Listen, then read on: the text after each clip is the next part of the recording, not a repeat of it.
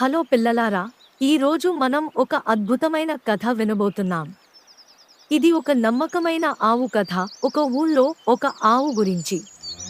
ఆ ఆవు చాలా మంచిది. ఎవరితోనూ గొడవ పడకుండా యజమాని మాట వినడం ద్వారా సాధు జంతువుగా జీవించేది. ఒకరోజు అది అడవిలో మేతమేస్తుండగా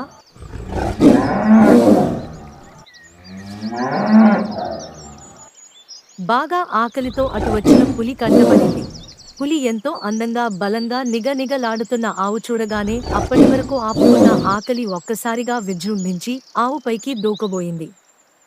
ఇది గమనించిన ఆవు ఆగు ఆగు పులిరాజా, నేను చెప్పే మాటలు కొంచెం ఆలకించు. నాకు ఇంటి వద్ద చంటి దూడ ఉంది. అది ఇంకా లోకం గురించి పూర్తిగా తెలుసుకోలేదు. నేను ఈ పూట దాని ఆకలైనా తీర్చలేదు. నీవు దయ తలిస్తే నేను వెళ్ళి నా బిడ్డకి కడుపు నిండా పాలిచ్చి అందరితో ఎలా నడుచుకోవాలో కొన్ని మంచి బుద్ధులు నేర్పి వస్తాను అని వేడుకుంది.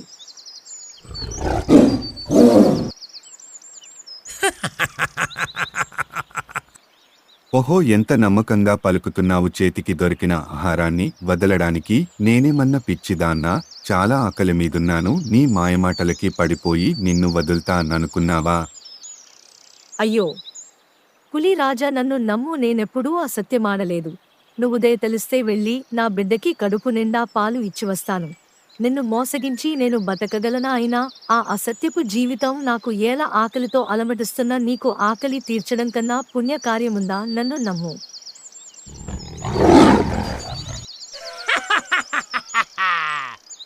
వెళ్ళు, కాని మళ్ళీ తిరిగి రాకపోయావో, ఈరోజు కాకపోయినా మరునాడు నువ్వు నాకు చిక్కకపోవు. అప్పుడు చెబుతా నీ సంగతి. పులి మాటలకు సంతోషించిన ఆవు ఆగమేఘాల మీద ఇల్లు చేరుకుని తన బిడ్డకి కడుపు నిండా పాలిచింది. బిడ్డా, ఇదే నా ఆఖరి చూపు. మంచిదానిగా మసులుకో. బుద్ధిమంతురాలుగా యజమానికి సహకరించు. తోటివారితో సఖ్యంగా ఉండు. గొడవలద్దు. జీవితంలో ఎప్పుడూ అబద్ధం ఆడరాదు. సత్యాన్నే పలుకు, అది నీకు మేలు చేస్తుంది. అందరిలోకి మంచిదానవుగా పేరు తెచ్చుకో. జీవితాన్ని సార్థకం చేసుకో అని మంచి బుద్ధులు చెప్పి సెలవు తీసుకుని అడవికి బయలుదేరింది. అడవిలో ఆవు రాక కోసం అసహనంగా ఎదురుచూస్తున్న పులి దూరంగా ఆవు రావడం కనిపించి ఆశ్చర్యపోయింది. ఆహా, ఈ ఆవు ఎంత నమ్మకమైనది. అన్న మాట ప్రకారం నాకు ఆహారంగా అవడానికి తిరిగి వస్తుంది. తన ప్రాణం కంటే ఇచ్చిన మాట ముఖ్యం అని అన్న ఈ ఆవు ఎంత గొప్పది.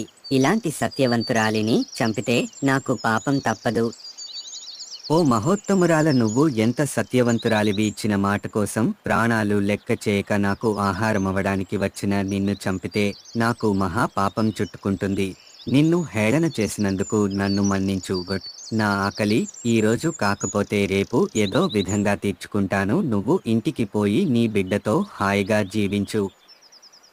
ఆవు సంతోషంతో ఇంటికి చేరి తన బిడ్డతో కలకాలం హాయిగా జీవించింది. ఈ కథలోని నీతి, చెప్పిన మాటకు కట్టుబడి ఉంటే ప్రతిఫలం దక్కుతుంది.